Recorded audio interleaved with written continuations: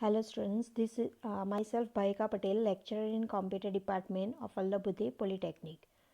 This is my first lecture video for subject ECHM. My chapter is chapter 4, that is solar power or solar energy, એટલે સૂર્ય ઉર્જા.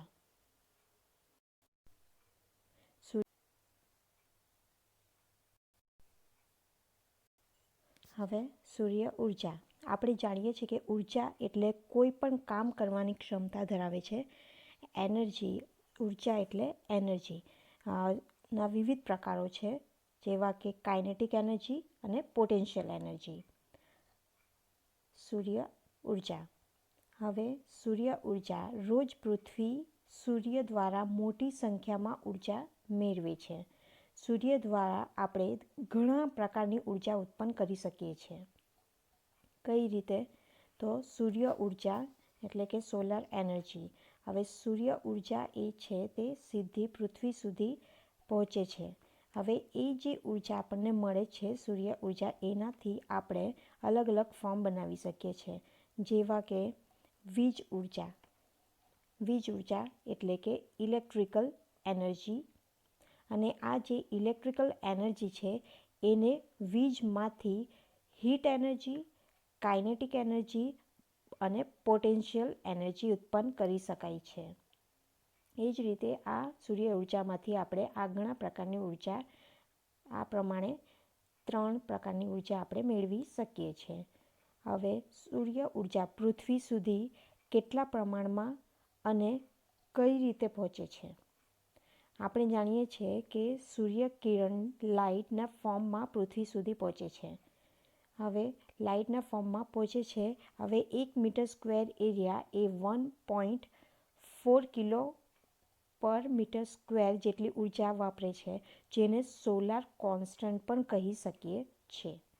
હવે વાતાવરણમાં અલગ અલગ gases હોય છે, બરાબર? વાતાવરણમાં અલગ અલગ ગેસીસ હોય છે જે સૂર્ય ઉર્જાના કિરણોને અટકાવે છે. સૂર્યમાંથી જે કિરણો મળે છે એમાં અલગ અલગ પ્રકારના બીજા કિરણો હોય છે, પાર્ટિકલ્સ હોય છે. હવે એ આપણને ડાયરેક્ટ કિરણો પૃથ્વી સુધી પહોંચવા માટે અટકાવે છે. એ છે ગેસ પાર્ટિકલ, ગેસના કિરણો, વોટર વેપર્સ એટલે પાણીની વરાળ, ડસ્ટ પાર્ટિકલ એટલે ધૂળના કણો અને રિફ્લેક્શન પ્રતિબિંબ. સૂર્ય ઉર્જાની તીવ્રતા 1 કિલો પર વોટ સ્ક્વેર જેટલી હોય છે અને આ ઉર્જા વીજ ઉર્જામાં રૂપાંતર કરે છે. હવે આપણે એને ડીપમાં જોશું. પહેલું પોઈન્ટ છે રેડિયેશન. સૂર્ય એ અગ્નિનો ગોળો છે, તેમાં સતત અણુ પ્રક્રિયાઓ થયા કરે છે. તેથી હાઇડ્રોજન ગેસનું હિલિયમ ગેસમાં રૂપાંતર થવાથી ગરમી ઉત્પન્ન થાય છે. સૂર્ય દ્વારા ઉત્પન્ન થતી આ ગરમી વિકિરણ સ્વરૂપે પૃથ્વી પર આવે છે. સૂર્યના કિરણો લગભગ સમાંતર રહીને ગતિ કરે છે. તેના કિરણોની ગતિ 3 × 10⁵, બરાબર? એની ગતિ કેટલી હશે? 3 × 10⁵ કિલોમીટર પ્રતિ સેકન્ડ છે. આ કિરણોને સૂર્યમાંથી નીકળીને પૃથ્વી પર પહોંચતા 8 મિનિટ જેટલો સમય લાગે છે. હવે બીજો next topic, spectral distribution of solar radiation. સૂર્યના વિકિરણોનું સ્પેક્ટ્રલ ડિસ્ટ્રીબ્યુશન. હવે આ સ્પેક્ટ્રલ ડિસ્ટ્રીબ્યુશન રેડિયેશન એનો એક ચાર્ટ છે, ડાયાગ્રામ છે. એમાં સોલાર મેક્સિમમ અને સોલાર મિનિમમ, લઘુત્તમ અને મધ્યતમ, એ રીતે 2 પ્રકારના ચાર્ટ બતાવ્યા છે. હવે કઈ રીતે હશે? તો સૂર્યમાંથી નીકળતા વિકિરણો જુદી જુદી તરંગ લંબાઈના હોય છે. આથી તેના દ્વારા વહન થતી ઉર્જાના મૂલ્યો જુદા જુદા હોય છે. આવા સૂર્ય કિરણોના સમૂહને સોલાર સ્પેક્ટ્રમ કહે છે. આ સોલાર સ્પેક્ટ્રમમાં સૂર્યના કિરણોની તરંગ લંબાઈ 0 થી 4 માઇક્રોન જેટલી હોય છે. આ કિરણો પૈકીના 90%થી વધારે કિરણોની તરંગ લંબાઈ 0.38 થી 4 માઇક્રોન હોય છે. તેમાં રહેલા દૃશ્યમાન કિરણોના સમૂહની તરંગ લંબાઈ 0.38થી 0.78 જેટલી છે. તેમાં કુલ આપાત શક્તિના 47.3%, ધ્યાન રાખજો 47.3% જેટલી શક્તિ રહેલી હોય છે. સોલાર સ્પેક્ટ્રમમાં ટૂંકી તરંગ લંબાઈના કિરણો પૃથ્વીથી ખૂબ જ ઊંચે આવેલા આયનોસ્ફિયર જે હોય છે, પૃથ્વીના ઉપરનું જે સરફેસ હોય છે એ આયનોસ્ફિયર છે, એમાં શોષાઈ જાય છે. તેમાં રહેલા અલ્ટ્રાવાયોલેટ વિકિરણનો મોટો ભાગ ઓઝોન લેયર એટલે કે ઓઝોન ગેસ શોષી લે છે. 2.5થી વધુ તરંગ લંબાઈના રેડિયેશન કિરણોને વાતાવરણમાં રહેલા કાર્બન ડાયોક્સાઇડ અને ભેજ શોષી લે છે. તેથી પૃથ્વીના વાતાવરણ, જે પૃથ્વીથી 4.3 કિલોમીટર ઊંચાઈ સુધીનું વાતાવરણ છે, તેમાં 0.29થી 2.5 માઇક્રોન તરંગ લંબાઈના સૂર્યકિરણો આવ્યા છે, ત્યાં આવે છે. બરાબર. તો આ રેડિયેશનમાં સ્કેટરિંગ અને એબ્ઝોર્પ્શનના કારણે ફેરફાર થાય છે. આ શું છે? સ્કેટરિંગ અને એબ્ઝોર્પ્શન આપણે જોઈએ છે ડીપમાં. તેથી પૃથ્વી પર પડતા રેડિયેશનના સ્પેક્ટ્રમની પહોળાઈમાં ઘટાડો થાય છે. બરાબર. તો આ ચાર્ટ આ પ્રમાણે છે. હવે આપણે જોશું effect of atmosphere on solar radiation. Effect of atmosphere on solar radiation એટલે કે સોલાર રેડિયેશન પર વાતાવરણની અસરો કઈ કઈ છે? પહેલું છે એબ્ઝોર્પ્શન. એબ્ઝોર્પ્શન એટલે છે શોષણ. એબ્ઝોર્પ્શન એટલે શું કહેવાશે? શોષણ. વાતાવરણમાં રહેલા કાર્બન ડાયોક્સાઇડ અને ભેજ દ્વારા સૂર્યના કેટલાક કિરણો શોષાઈ જાય છે. આ ક્રિયાને શોષણ કે એબ્ઝોર્પ્શન કહે છે. તેમાંથી રેડિયેશનની તીવ્રતા ઘટે છે. સેકન્ડ, બીજું છે રિફ્લેક્શન્સ. રિફ્લેક્શન એટલે પરાવર્તન. વાતાવરણમાં રહેલા ચમકતા કણો દ્વારા સૂર્યના કિરણને પરાવર્તિત કરી તેની દિશા બદલવામાં આવે છે. આ ક્રિયાને પરાવર્તન કહે છે. તેના લીધે પૃથ્વી પર પહોંચતા રેડિયેશનમાં ઘટાડો થાય છે. બરાબર.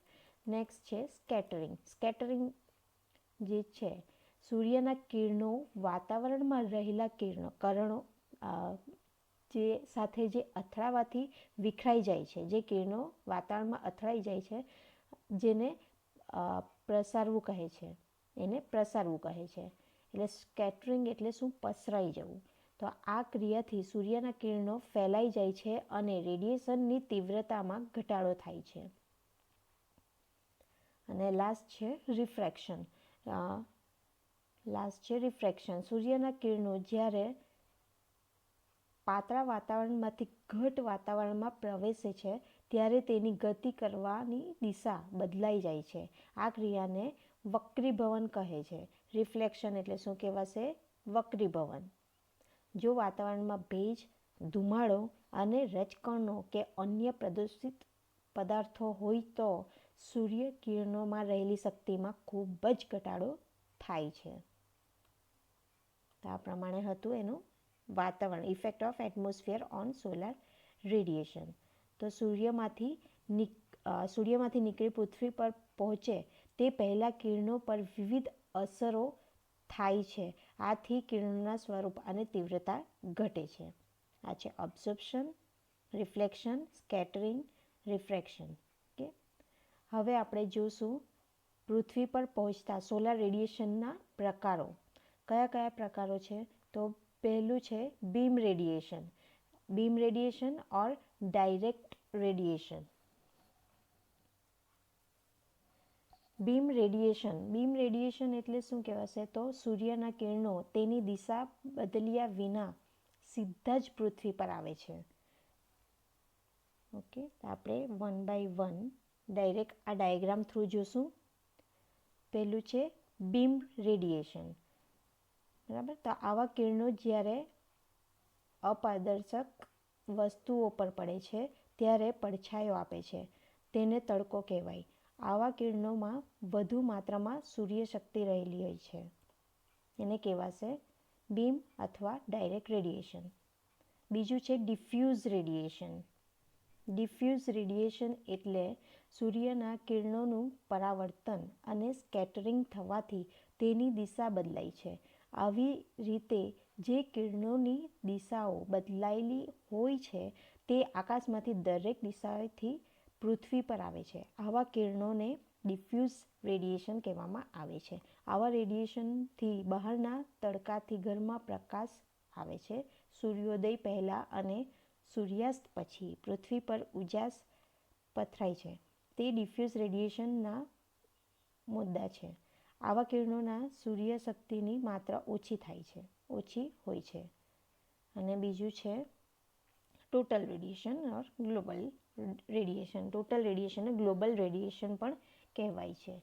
આ રેડિયેશનને ગ્લોબલ રેડિયેશન કહે છે. પૃથ્વીની સપાટી પરના કોઈ એક સ્થળે એકમ ક્ષેત્રફળ પર એકમની સમયમાં આવતી સૂર્યશક્તિને ટોટલ રેડિયેશન કહે છે.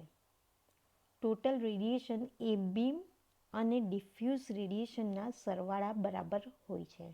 Means total radiation equal to beam radiation plus diffuse radiation.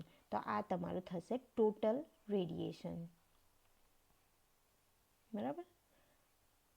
આ તમને ખ્યાલ આવી ગયો હશે. ઓકે.